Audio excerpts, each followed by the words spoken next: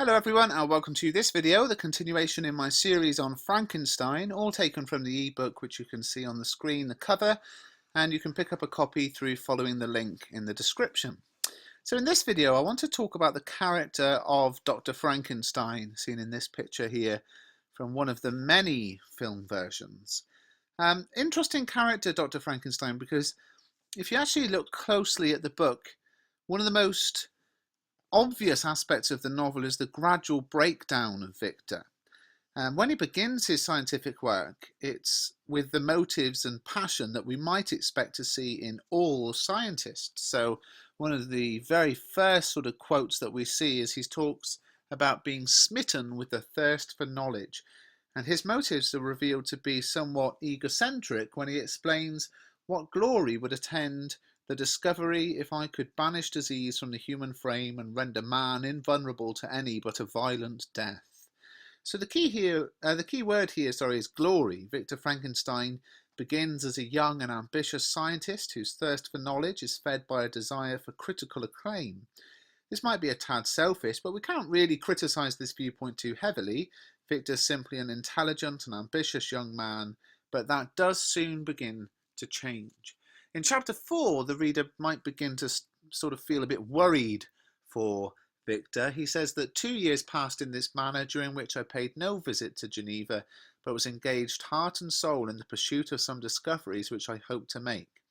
So this is the first sign that Frankenstein is becoming obsessed with his work and is neglecting other crucial areas of his life. By the end of chapter 4, things have grown even worse, as Frankenstein's cheek had grown pale with study and my person had become emaciated with confinement. So not only is he physically drained, but his mental state begins to show signs of trouble as he explains his work took, another quote, an irresistible hold of my imagination. What an interesting quote there. So at this point the reader can sense that something wicked is going to happen.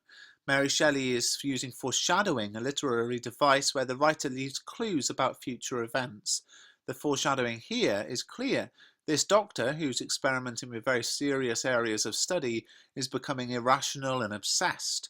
This creates fear in the reader because they imagine something's going to go wrong. And at the end of chapter 4, only pages before the creature comes to life, Frankenstein sunk even lower, saying, every night I was oppressed by a slow fever, and I became nervous to a most painful degree. The fall of a leaf startled me, and I shunned my fellow creatures as if I'd been guilty of a crime.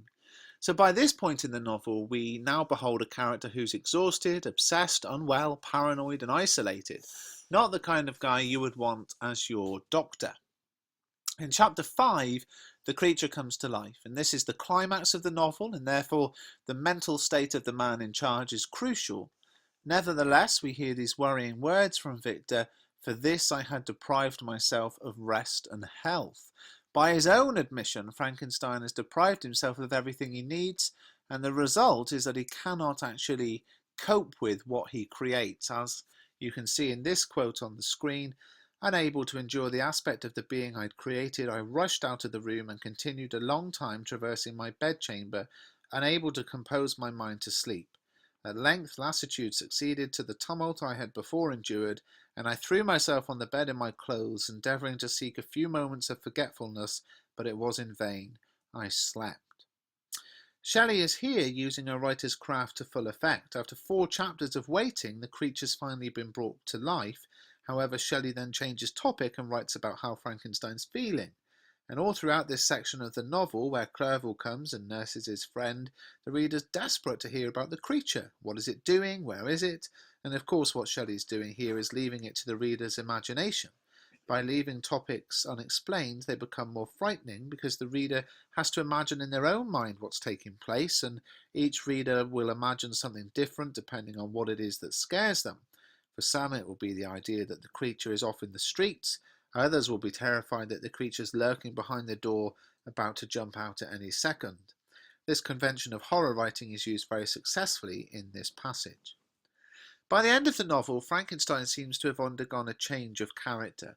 He moves from being a man of science to starting to talk about the supernatural.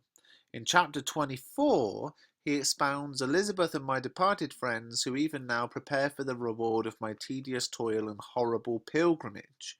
Now, the meaning of this quote is quite clear. Elizabeth, Clerval, and Justine are in heaven getting the party ready for me.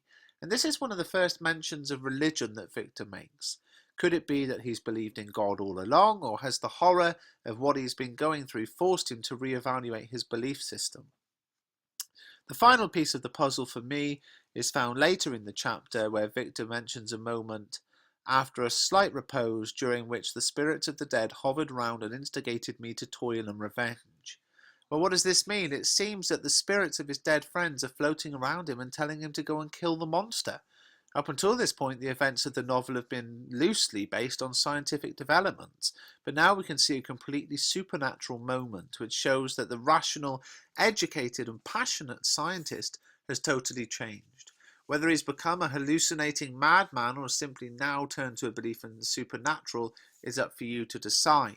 But that's an interesting thought process and analysis of how the character of Dr. Frankenstein changes throughout the novel.